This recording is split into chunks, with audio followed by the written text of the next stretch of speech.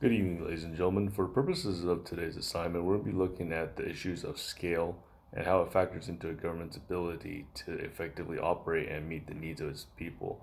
I think this is definitely a very relevant topic in light of this current COVID situation, the deadlock in Congress over the economic stimulus bill, in terms of both parties not being able to settle on a agreement in terms of economic relief for us. So I think this is definitely a very pertinent issue.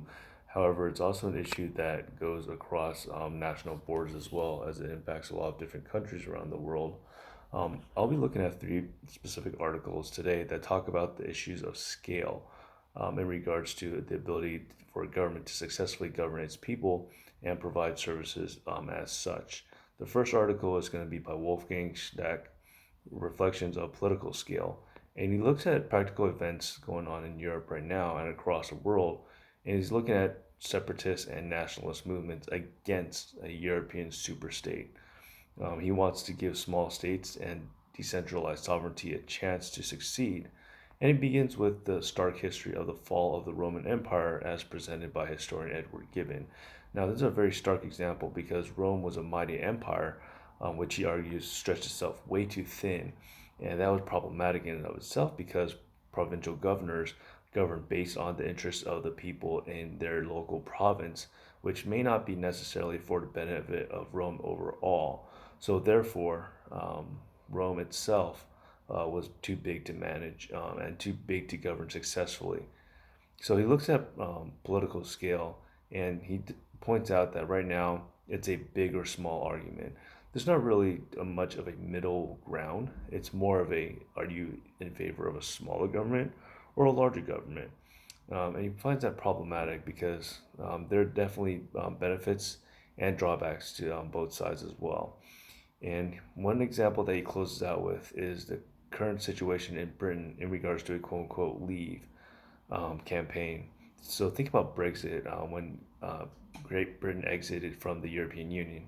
How he talks about being in favor of a smaller government because a smaller government ensures that all the needs of the people are met because people who are elected to office are from the local areas, they have their local interests in mind, and they can successfully rule or provide services for one small segment, vice a big nation overall.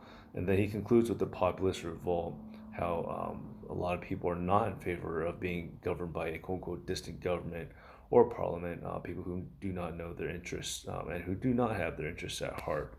So, very good comprehensive article, short but concise and sweet to the point. Another article I looked at was Political Construction of Scale by David Delaney. Now, this is interesting because he presents it from a geographic side, pointing out the intersection of geographic scale in regards to politics and economics. So he looks at how economics and politics shape scale as well, because if you think about it, a certain region's economy and a certain region's politics may be influenced by the type of geography in that area, i.e., what's available in terms of natural resources. So, if an area or a city is located near a major waterway, you're thinking about potential transportation networks, jobs, and goods in the services industry relating to transportation, and potentially nuclear energy. But that's for a different day. And then the last article I looked at is Political Ecology, Territoriality, and Scale by I call them the Wolfgang brothers because both of them are called Wolfgang. They look at territoriality and scale, and they offer key analytics in approaching the spatiality of the ecological existence of humans and non-humans. So basically, an intersection of humans and nature in terms of scale and how they impact one another. So sometimes we try to build or expand on natural space and how that may be beneficial to us for a short period of time, but may be coming back to bite us because the goods and services provided by a government cannot expand into that space, and the folks are kind of left for themselves to fend on their own.